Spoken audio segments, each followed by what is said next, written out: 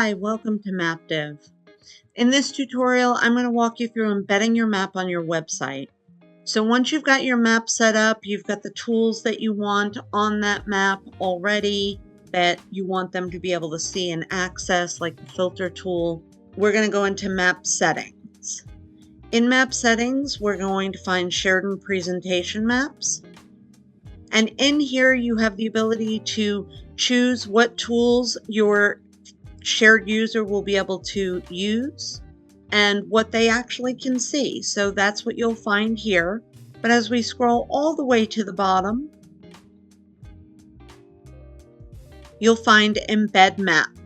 Click Open, and first it will ask you to select the privacy level. Password protected, the map can only have one password. Public just means that whenever anybody gets to the page of your website or internal internet, the map will just open. This is probably best for most embedding scenarios. Then we see the iframe that we can use to embed the map right on your website. Just simply click copy and you're ready to go.